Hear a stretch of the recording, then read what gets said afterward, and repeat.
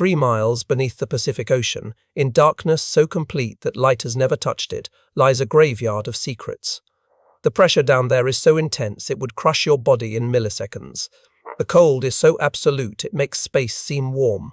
And in 1968, something died down there that the Soviet Union desperately wanted to hide, and the CIA desperately wanted to steal. What happened next was the most expensive, most insane, most audacious heist in human history. Right now, you're living in a world where governments spend billions on intelligence, where satellites can read license plates from orbit, where every phone call might be monitored. But in 1974, the CIA did something that makes modern espionage look like child's play. They built a massive ship, created a fake company, convinced the world they were mining the ocean floor, and tried to steal a nuclear submarine from the bottom of the Pacific. A submarine that weighed 2,000 tons. A submarine protected by 3 miles of water. A submarine the Soviets were still searching for. In the next few minutes, I'll reveal how 6 years of lies, $4 billion in today's money, and the most sophisticated engineering project ever attempted in secret almost succeeded in the impossible. You'll discover how Howard Hughes became the CIA's cover story, how American engineers solved problems that shouldn't have been solvable, and how the entire operation was nearly exposed by a simple break-in at a Los Angeles office. This isn't just a spy story. This is the story of what happens when unlimited resources meet unlimited ambition, and why the ocean floor still holds secrets that could start World War III. Chapter 1. The Disaster. Nobody heard. 1968, Northwest Pacific Ocean. Soviet submarine K-12-9, a Gulf II-class ballistic missile submarine, cruises at periscope depth. 98 men aboard. 3 nuclear ballistic missiles in her hull. She's on a routine patrol, one of dozens keeping the Cold War cold through mutual terror. Then something goes catastrophically wrong. We still don't know exactly what. Maybe a collision with an American submarine that's still classified. Maybe a missile malfunction. Whatever it was, K-129 begins her death dive. Picture those final moments. The hull groaning under increasing pressure.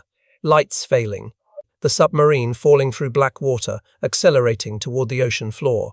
The crew knows they're dead. There's no escape from this depth, no rescue possible. They have maybe 90 seconds to contemplate their fate as K-12-9 plummets toward the abyss. The submarine breaks apart, scattering across the ocean floor. 98 Soviet sailors are crushed instantly. 3 nuclear warheads disappear into the deep. Codebooks, encryption machines, and naval secrets that could change the balance of power sink into the mud. The Soviet Union has just lost one of its most important strategic assets, and they don't even know where. The Soviets launch a massive search operation. Surface ships, submarines, and aircraft scour the Pacific. But the ocean is vast, and K-29 left no distress signal. After 2 months, they give up. K-12-9 is declared lost with all hands. Position unknown. Cause unknown. The submarine has vanished into the largest hiding place on Earth. Chapter 2. The Sound of Secrets. But K-12-9 didn't disappear without a trace. The US Navy's SOSUS network, a chain of underwater listening posts designed to track Soviet submarines, recorded something interesting on March 8. A sound like nothing else in their databases. An acoustic signature of catastrophic implosion. They triangulated the location, approximately 1,560 nautical miles northwest of Oahu. The Americans know something the Soviets don't. They know where K-129 died. And more importantly, they know what she was carrying. Nuclear missiles, yes, but also something potentially more valuable. The submarine's cryptographic equipment, codebooks, communication protocols, the keys to Soviet naval encryption, intelligence so valuable it could be worth starting a war over. The Navy wants to investigate, but there's a problem. K-12-9 is sitting at 16,400 feet. That's 3 miles down. At that depth, the pressure is 8,000 pounds per square inch. No submarine can dive that deep. No diver can survive there. The conventional wisdom says K-12-9 is unreachable. But the CIA doesn't believe in conventional wisdom. Within weeks of K-29's sinking, the CIA begins planning something unprecedented. Not just to locate the submarine, which would be impressive enough, not just to photograph it or salvage small pieces. They want to steal the entire submarine. Lift 2,000 tons of twisted steel from the ocean floor and bring it to the surface. It's like trying to pick up a destroyed building from the bottom of a swimming pool while wearing a blindfold and using chopsticks. Chapter 3. The Billionaire's Cover Story. How do you build a ship capable of lifting a submarine from the ocean floor without anyone noticing? How do you spend hundreds of millions of dollars without Congress asking questions? How do you hire thousands of workers without them realizing they're part of an intelligence operation? You need a cover story so ridiculous that it's believable. Enter Howard Hughes, the eccentric billionaire who makes Elon Musk look stable. Hughes is perfect for the CIA's purposes. He's known for crazy projects. He's obsessively secretive. He has unlimited money and answers to no one. If Howard Hughes announces he's mining the ocean floor for manganese nodules, people might think he's insane, but they'll believe it. The CIA approaches Hughes through his company, Summa Corporation. They propose a partnership. Hughes provides the cover story and corporate structure.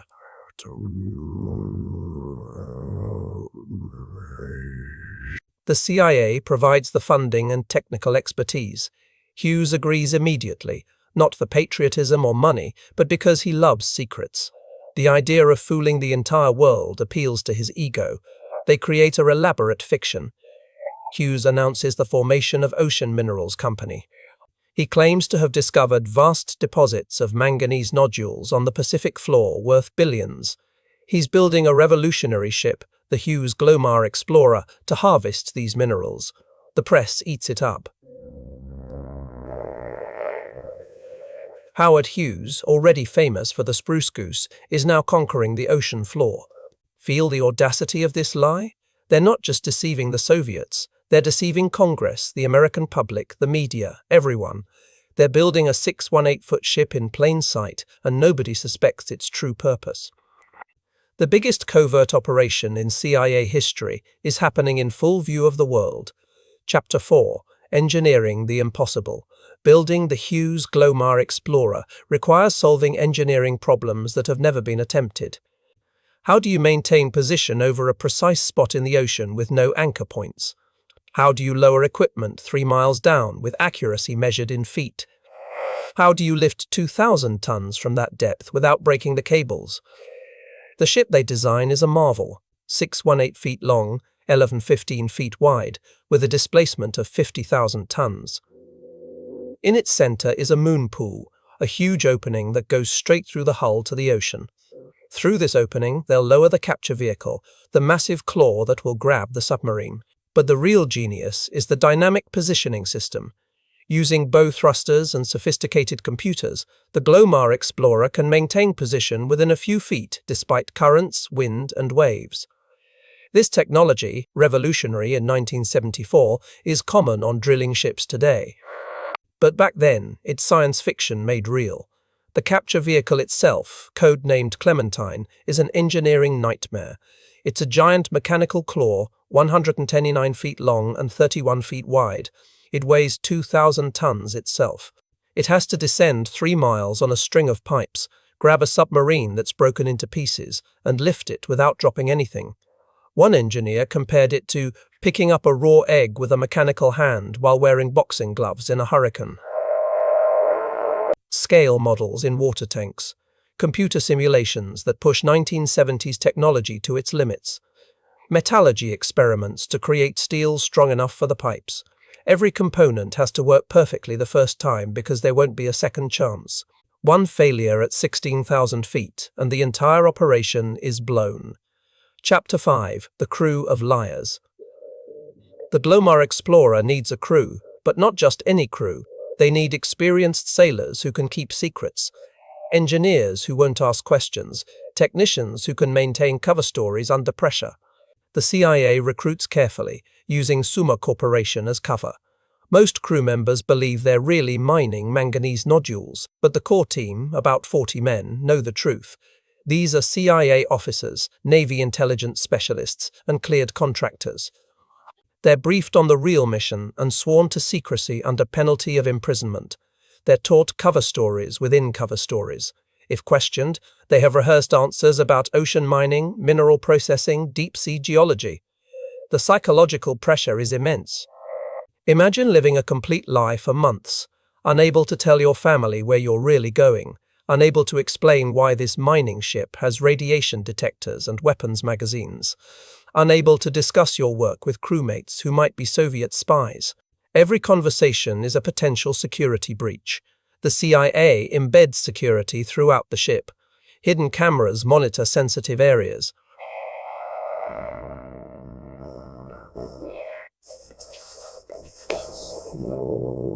They assume Soviet intelligence is trying to penetrate the operation because they're right. The KGB has noticed the Glomar explorer and is asking questions.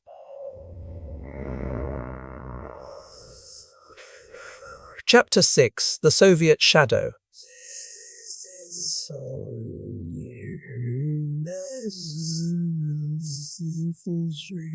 The Soviet Shadow. The Soviet Sato aren't stupid. A mining ship that costs more than most naval vessels? Howard Hughes suddenly interested in manganese nodules. The timing, just a few years after K-29 disappeared. Red flags are waving in Moscow. Soviet intelligence satellites photograph the Glomar explorer during construction. Soviet agents in Long Beach report on the ship's unusual features. Soviet trawlers will shadow the ship when it goes to sea. The KGB assigns a team to investigate what Howard Hughes is really doing. They suspect it's related to submarine warfare but can't imagine the actual truth. The Soviets face their own dilemma. They can't openly object to ocean mining in international waters. They can't admit they lost a nuclear submarine with missiles aimed at Hawaii.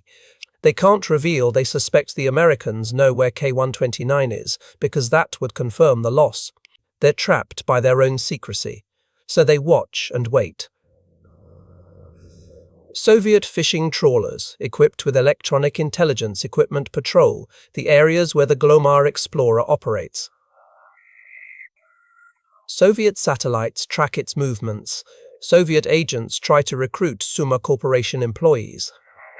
It becomes a game of shadows, with both sides pretending not to know what the other knows. Can you feel that tension? Two superpowers playing poker with nuclear stakes.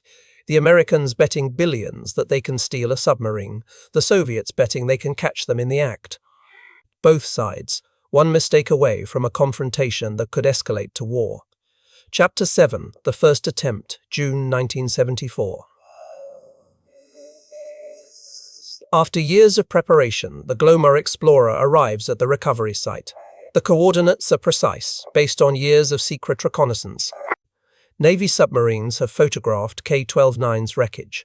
The submarine lies in 3 main pieces, with the sail and 2 hull sections separated but close together. The ship takes position using its dynamic positioning system. In the control room, technicians monitor dozens of screens showing the ship's position relative to the wreck. They have to maintain position within 10 feet while lowering Clementine through 16,400 feet of water. It's like threading a needle from the top of a skyscraper during an earthquake. The descent takes hours.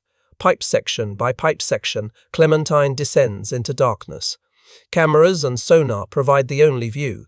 At 5,000 feet, they pass through the thermocline where water temperature drops dramatically. At 10,000 feet, the pressure is so intense that any seal failure would be catastrophic. At 15,000 feet, they're in the Hadar zone, deeper than most of the ocean floor. Finally, Clementine reaches the bottom. The cameras reveal K-12 in her grave. The submarine is more damaged than expected.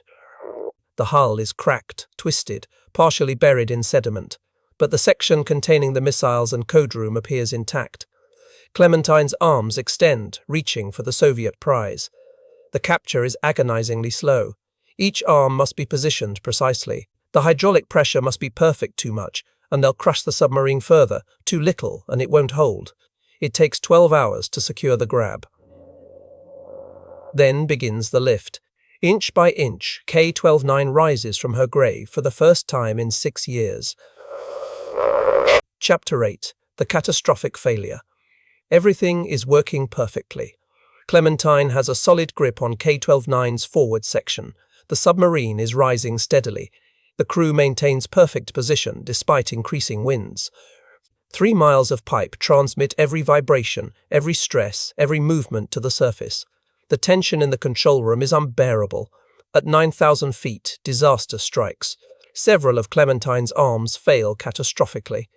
The stress of lifting 2,000 tons through miles of water has exceeded the design limits. Metal fatigue, maybe. Underestimated weight, possibly. Or maybe K-29 was more damaged than they realized.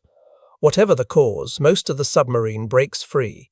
The crew watches in horror as K-29 falls back into the abyss. 2/3 of the submarine, including the section with the nuclear missiles and the code room, plummets back to the ocean floor. Only a 38-foot section remains in Clementine's grasp. The section they've managed to keep contains 2 nuclear torpedoes and the bodies of 6 Soviet sailors, but not the primary intelligence targets. The mission is a failure, but they can't abort now.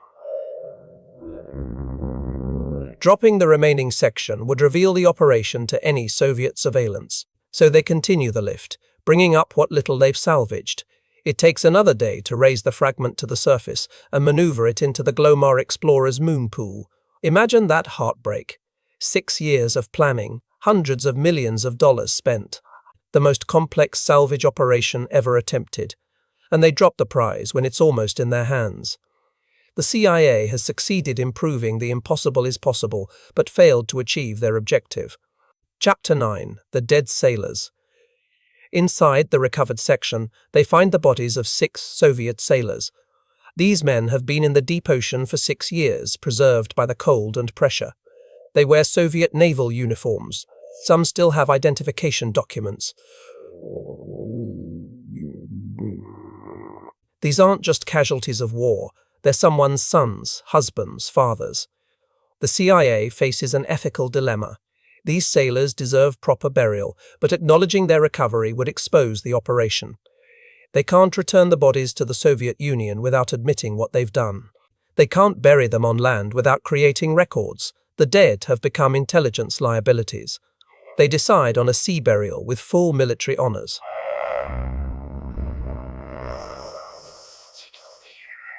The crew of the Glomar Explorer, American sailors and intelligence officers, conduct a formal ceremony. The Soviet sailors are sewn into weighted shrouds. The American flag and Soviet flag fly side by side. A trumpet plays both national anthems. The bodies are committed to the deep with respect for their service. The CIA films the entire ceremony, not for propaganda but for humanity. If someday the operation is revealed, they want the Soviet families to know their men were treated with honor. It's a strange moment of dignity in an operation built on deception. Enemies showing respect across the divide of death and secrecy. This film will remain classified for decades. When finally released to Russia in the 1990s, it brings closure to families who never knew what happened to their loved ones. Even in the shadow world of espionage, human decency sometimes breaks through. Chapter 10. The Intelligence Hall. What the CIA recovers from the 38-foot section is still largely classified. We know they found 2 nuclear torpedoes, which provided invaluable intelligence about Soviet weapons design. They recovered codebooks, though probably outdated ones. They found personal effects that revealed details about Soviet submarine operations. But the real intelligence value might have been in what they learned about Soviet submarine construction. The metallurgy, the welding techniques, the pressure hull design. Every piece of K-129 they recovered was reverse-engineered, analyzed, studied. They learned about Soviet damage control procedures from how the crew had responded to the emergency. They also recovered documents, though most were destroyed by 6 years in salt water. Using advanced restoration techniques, they salvaged portions of manuals, logs, and communications. Each fragment added pieces to the intelligence puzzle. Even outdated codes revealed patterns in Soviet encryption methods. The nuclear torpedoes were particularly valuable. The CIA could examine Soviet warhead design, understand their triggering mechanisms, and assess their nuclear materials. This intelligence helped American forces develop countermeasures and understand Soviet nuclear doctrine at the tactical level. The most valuable intelligence, the ballistic missiles and current code machines, remained on the ocean floor. The CIA had proved they could raise a Soviet submarine, but failed to get the pieces that justified the operation's enormous cost. Chapter 11: The Second Attempt That Never Was. The CIA immediately begins planning a second mission. They know exactly where the rest of K-129 lies. They've learned from their mistakes. Clementine can be reinforced. The procedures can be improved. The valuable sections of the submarine are still there, waiting. But the window is closing. The Soviets are increasingly suspicious. More fishing trawlers shadow the Glomar explorer. Soviet satellites monitor its every movement. The KGB is pressing sources for information about the ship's true purpose. The cover story is wearing thin. Then, in June 1974, disaster of a different kind strikes. Burglars break into Summa Corporation offices in Los Angeles. They're looking for money or valuable items to fence. Instead, they find documents about the Glomar explorer, memos mentioning the CIA, references to submarine recovery. The burglars don't understand what they've found, but they know it's important. The documents end up in the hands of the media. Journalists start investigating. They piece together the connection between Hughes, the CIA, and the Glomar explorer. By early 1975, the story is about to break. The CIA tries to suppress it, invoking national security. They partially succeed, but the damage is done. In March 1975, the Los Angeles Times breaks the story. US reported, after Russian submarine, the secret is out. The Soviets, who suspected something but couldn't prove it, now have confirmation. They're furious, but also embarrassed. The Americans have partially succeeded in an operation the Soviets thought impossible. Chapter 12: The Glomar Response. The exposure of Project Azorian creates a diplomatic crisis. The Soviets demand the return of their submarine and sailors. They accuse the US of piracy, grave robbing, and violating international law. The American public is divided. Some see it as a brilliant intelligence coup. Others see it as an expensive failure that risked war for minimal gain. The CIA develops what becomes known as the Glomar response. We can neither confirm nor deny the existence of the information requested. This phrase becomes standard for intelligence agencies worldwide when faced with questions about classified operations. This denial is genius. It doesn't confirm the operation, protecting ongoing intelligence methods. It doesn't deny it either, avoiding provable lies. It exists in a grey area of truth, perfect for the shadow world of espionage. The Glomar response becomes part of intelligence vocabulary, used thousands of times since. But the Soviets know the truth now. They change their codes, assuming everything on K-29 has been compromised. They alter their submarine procedures. They increase surveillance of American intelligence operations. The element of surprise is lost forever. Any second attempt to recover K-29 is now impossible. Think about that frustration. The CIA proved they could do the impossible, but publicity prevented them from finishing the job. The most valuable intelligence remains on the ocean floor, protected now not by depth, but by diplomacy and public scrutiny. Chapter 13: The Billion-Dollar Question Project. Azorian cost at least $800 million in 1974 dollars, equivalent to over $4 billion today. It employed thousands of people, required revolutionary technology, and took 6 years to execute. The question everyone asks, was it worth it? The CIA says yes. The intelligence gathered, even from the small section recovered, provided invaluable insights into Soviet capabilities. The nuclear torpedoes alone justified significant expense. The psychological impact on the Soviets, showing American capability to operate at previously impossible depths, had strategic value. Critics say no. $4 billion for 38 feet of submarine? The main intelligence targets weren't recovered. The operation's exposure damaged American credibility. The resources could have funded hundreds of traditional intelligence operations with better results. It was a magnificent failure, impressive but ultimately pointless. But there's a third perspective. Project Azorian pushed technology forward by decades. The deep-sea recovery techniques developed are now standard in offshore drilling. The dynamic positioning systems are used on every modern drilling ship. The metallurgy research advanced materials science. The private sector benefits from these innovations exceed the operations cost. Moreover, Azorian proved American capability to attempt the impossible. During the Cold War, demonstrating technological superiority had deterrent value. The Soviets had to assume that if America could lift a submarine from 3 miles down, what else could they do? Sometimes the attempt itself is the achievement. Chapter 14. The Ocean's Keeper of Secrets. Te-029 still lies on the Pacific floor. The sections the CIA didn't recover remain where they fell, now buried under decades of sediment. The nuclear warheads, if they're still intact, are slowly corroding in the salt water. The missiles that were aimed at American cities are now permanent residents of the abyss. The site has become a de facto grave, protected by international agreement. Neither America nor Russia will disturb it further. The remaining Soviet sailors rest where they died, their submarine, their tomb. Occasionally, deep-sea research vessels pass over the site, but none stop. K-29 has become off-limits, a Cold War relic preserved by mutual agreement. But the ocean holds more than just K-29. At least 8 nuclear submarines have been lost at sea, 2 American, 6 Soviet-Russian. Each carries nuclear weapons, nuclear reactors, and secrets.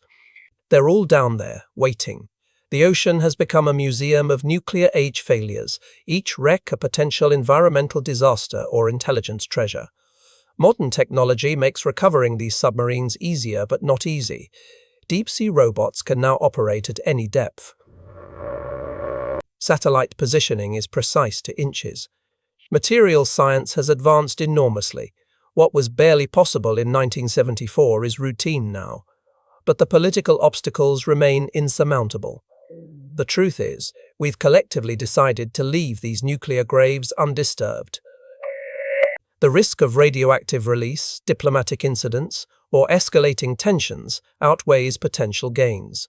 The ocean keeps these secrets because we're afraid of what recovering them might unleash. Chapter 15. The Hughes Connection.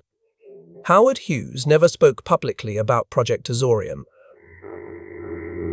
By 1974, he was a recluse, managing his empire from sealed hotel rooms.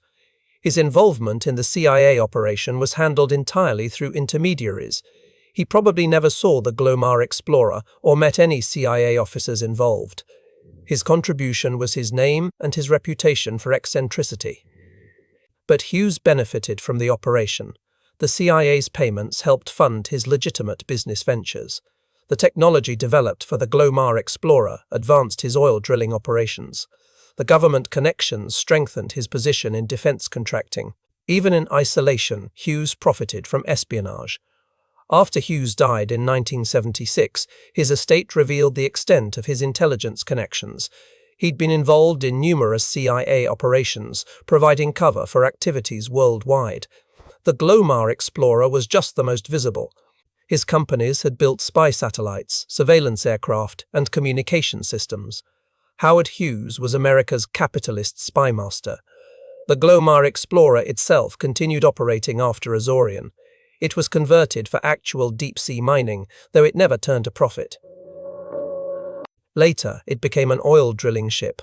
Today, it's been scrapped, its steel recycled into other vessels.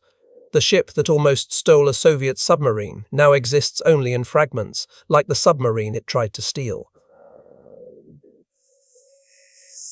But Hughes's legacy in intelligence continues. The model of using private companies as cover for intelligence operations became standard practice. Today's intelligence agencies routinely work through corporate fronts. Every billionaire with government contracts might be the next Howard Hughes, their business empire a cover for espionage. Chapter 16. The Technology Revolution Project. Azorian triggered a revolution in deep-sea technology. The challenges of recovering K-29 forced engineers to develop solutions that transformed ocean exploration. Dynamic positioning, deep-sea lifting, pressure-resistant materials, All advanced dramatically because of Azorian. The oil industry was the immediate beneficiary. Offshore drilling platforms adopted Azorian's positioning systems. Deepwater drilling became possible using techniques developed for the recovery operation. The Gulf of Mexico's deepwater oil fields exist because of technology pioneered to steal a submarine. Ocean science also advanced. The sensors developed for finding K-12-9 improved underwater archaeology. The cameras designed for the operation enabled deep-sea biology research.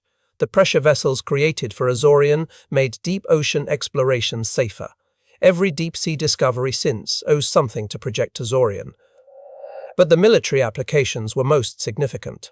The US Navy learned to operate at previously impossible depths. They developed rescue systems for submarine disasters. They created recovery procedures for sensitive equipment. Today's underwater drones, capable of operating at any ocean depth, are descendants of Azorian technology. The manipulator arms on research submarines evolved from Clementine's claws. The failed attempt to grab K-129 grabbed the future of ocean technology instead. Chapter 17. The Leak Investigation. When Project Azorian was exposed in 1975, the CIA launched a massive investigation. How did classified documents end up in a burglar's hands? Who else knew about the operation? How much had been compromised?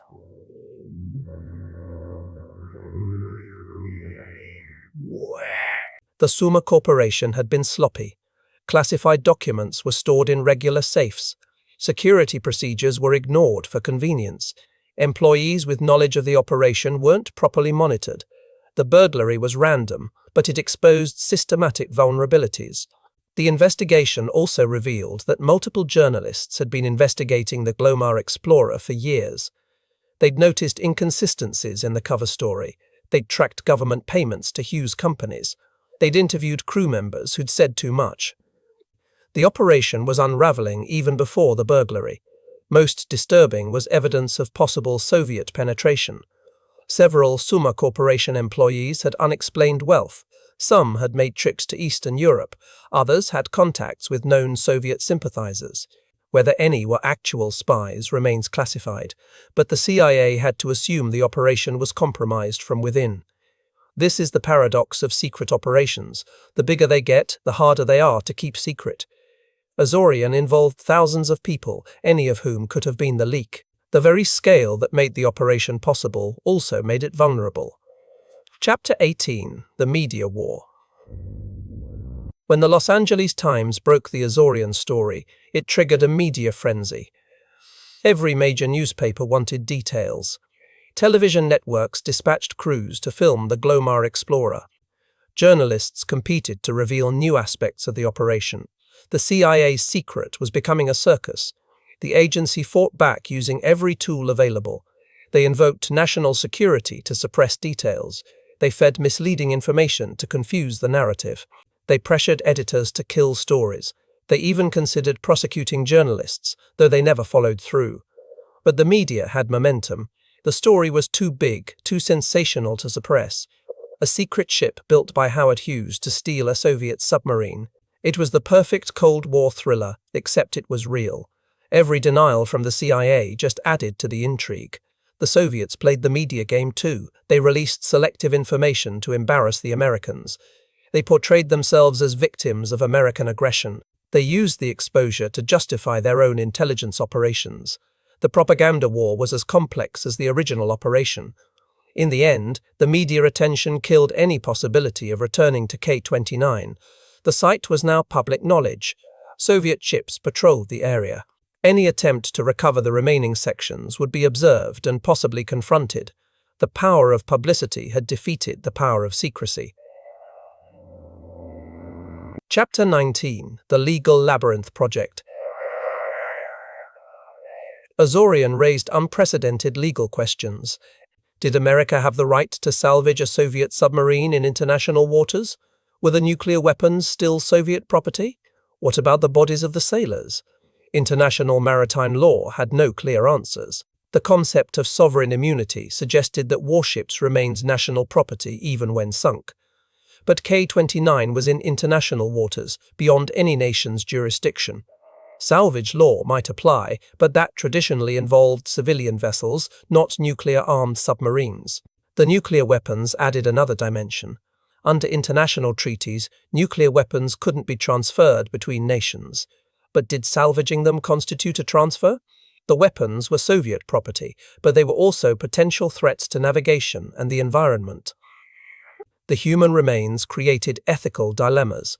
Maritime tradition demanded respect for sailors' graves, but intelligence necessity required examining everything recovered. The CIA's decision to film the burial ceremony was partly legal protection, proving they'd treated the bodies with respect. These legal questions were never formally resolved, because neither nation wanted a legal confrontation. The Soviets couldn't sue without admitting they'd lost nuclear weapons. The Americans couldn't defend without revealing intelligence methods. Both sides chose ambiguity over clarity, letting legal questions dissolve into history. Chapter 20. The environmental time bomb K-29 and her nuclear weapons remain on the Pacific floor, slowly corroding. The submarine's nuclear torpedoes are encased in metal that salt water is gradually eating away. The warheads contain plutonium that will remain radioactive for thousands of years. It's an environmental disaster waiting to happen. Marine scientists have studied similar wrecks and found that nuclear materials can remain contained for decades, even centuries. But eventually, corrosion will breach the warheads. Plutonium and uranium will leak into the ocean. The contamination will be local but long-lasting. The deep ocean location actually provides some protection. The pressure and cold, slow corrosion. The depth means few organisms are exposed. Ocean currents at that depth are minimal, limiting the spread of contamination. Nature has created a relatively safe storage facility for these nuclear relics. But climate change is affecting even the deep ocean. Changing currents, temperature variations, and acidification could accelerate corrosion. Underwater earthquakes could disturb the wreck. Deep-sea mining operations could accidentally encounter the site. Several nations have proposed recovering sunken nuclear weapons, but the politics are impossible. Who pays? Who takes responsibility? What if recovery attempts cause the contamination they're trying to prevent? We've collectively decided that leaving nuclear weapons on the ocean floor is safer than trying to recover them. Chapter 21. The Spy Museum Piece. Today, Project Azorian is featured in intelligence museums and studied in military academies. It's become the textbook example of ambitious intelligence operations, brilliant in conception, flawed in execution, valuable in lessons learned. CIA training programs use Azorian to teach operational planning. The security failures show the importance of compartmentalization. The engineering challenges demonstrate the need for technical expertise. The media exposure illustrates the vulnerability of large operations. Every aspect becomes a teaching moment.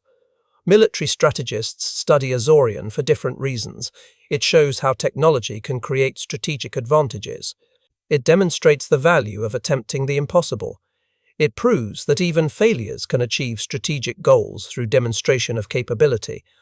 But perhaps the most important lesson is about ambition itself.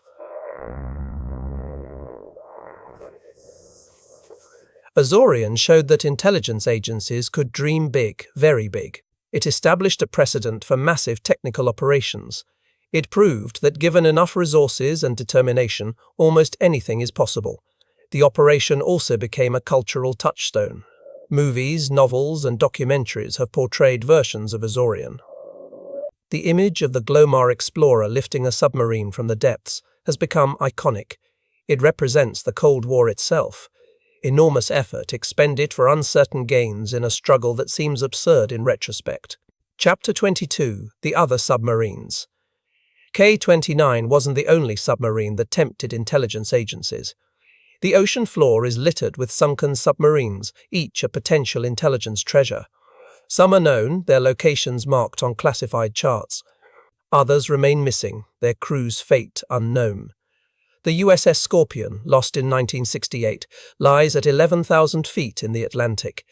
The Soviet K-278 Komsomolets rests at 5,500 feet in the Norwegian Sea. Each wreck holds secrets someone wants and environmental hazards everyone fears. Modern technology makes recovering these submarines increasingly feasible. Remotely operated vehicles can reach any depth. Advanced materials can withstand any pressure. Precision positioning allows exact operations. What was barely possible in 1974 is routine now. But the will isn't there. The Cold War's urgency has faded. The intelligence value has diminished as technology has advanced. The environmental risks remain real. The diplomatic complications are unchanged. These submarine graves will likely remain undisturbed until time and corrosion make them irrelevant. There's something profound about that. These pinnacles of human engineering, these weapons that could destroy cities, these secrets that nations died to protect, all slowly dissolving in the darkness. The ocean is patient. It will outlast our wars, our nations, our species. The submarines are just temporary visitors in an eternal abyss. Chapter 23. The Modern Azorians. The scale and audacity of Azorian set a benchmark that agencies still try to match. Consider what's possible now. Satellites that can see through clouds and darkness, drones that can operate autonomously for months, artificial intelligence that can process information beyond human capability, quantum computers that can break any encryption. If Azorian was possible with 1970s technology, what's possible now? We get hints occasionally. Strange ship movements in sensitive areas. Billionaires involved in projects that make no commercial sense. The modern Azorians are happening, hidden behind classification stamps and cover stories. The difference is that modern operations might not involve physical recovery. Our cyber operations can steal information without touching hardware. Satellite surveillance can gather intelligence without human presence. Electronic interception can capture communications without recovering equipment. The new Azorians might be invisible even to those conducting them. But the ambition remains. Somewhere, intelligence officers are proposing operations that seem impossible. Somewhere, engineers are solving problems that shouldn't be solvable. Somewhere, billions are being spent on projects the public won't know about for decades. The game continues, just with different pieces on a different board. Chapter 24. The Lessons We Refuse to Learn. Project Azorian teaches lessons that intelligence agencies consistently ignore, that massive operations are inherently vulnerable to exposure, that technical success doesn't guarantee intelligence value, that the cost of secrecy can exceed the value of secrets. But these lessons contradict institutional imperatives, so they're forgotten. Every intelligence agency wants its own Azorian, an operation so ambitious it enters legend. The failure is forgotten. The attempt is remembered. The cost is classified. The capability is celebrated. Agencies compete to attempt the impossible, regardless of whether the impossible is worth attempting. This institutional amnesia isn't accidental. Agencies need ambitious operations to justify budgets. Officers need spectacular successes for promotion. Politicians need dramatic capabilities for deterrence. Everyone has incentives to attempt Azorians, even knowing they'll probably fail.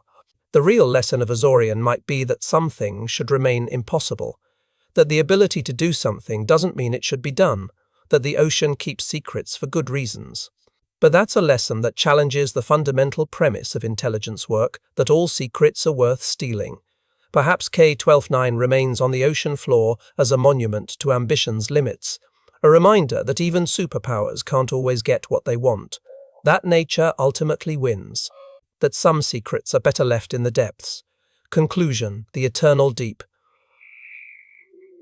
As we surface from this deep dive into Project Azorian, I want you to understand what this story really means.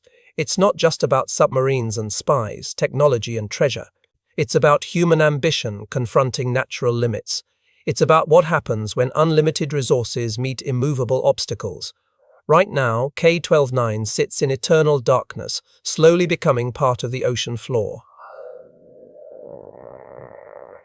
The nuclear weapons that could have destroyed cities are being destroyed by salt water. The secrets that nations spent billions trying to steal or protect are dissolving into irrelevance. Time and chemistry are winning the battle that humans fought to stalemate. But Azorian's legacy isn't in what was recovered or lost, it's in what was attempted. The CIA tried to steal a submarine from the bottom of the ocean. They partially succeeded. They proved it could be done. They pushed the boundaries of possible and discovered those boundaries push back. Think about that next time someone says something is impossible. Remember that in 1974, the CIA built a ship to grab a submarine from 3 miles underwater. They convinced the world they were mining manganese while stealing Soviet secrets. They turned Howard Hughes into a cover story and the Pacific Ocean into a crime scene. Project Azorian is the perfect metaphor for intelligence work itself. Enormous effort expended in secrecy, partial success claimed as victory, failure disguised as strategic demonstration, secrets buried so deep they might as well be on the ocean floor. The game of nations played in darkness with rules nobody fully understands. The Glomar explorer is gone, scrapped and recycled. The CIA officers who planned Azorian are retired or dead. The Soviet sailors remain in their deep grave. But somewhere in the Pacific, the rest of K-12-9 waits. The missiles, the codes, the secrets that were worth $4 billion in 1974. They're still there, protected now not by depth but by time's passage and humanity's decision to let sleeping submarines lie. I leave you with this thought. We live in an age where technology makes almost anything possible. We can reach any depth, survive any pressure, recover any object. But possibility isn't the same as wisdom. The ocean kept K-12-9's secrets not because we couldn't take them, but because ultimately we chose not to. Maybe that's the real lesson of Project Azorian. Not that we can steal submarines from the ocean floor, but that sometimes we shouldn't. Not that secrets can be recovered from any depth, but that some depths should remain undisturbed. Not that intelligence agencies can do the impossible, but that the impossible sometimes does itself by making success and failure equally meaningless. The Cold War ended. The Soviet Union collapsed. The codes K-12-9 carried are obsolete. The missiles are museum pieces. The secrets that seemed worth any price in 1974 are worthless now. But the ocean remains.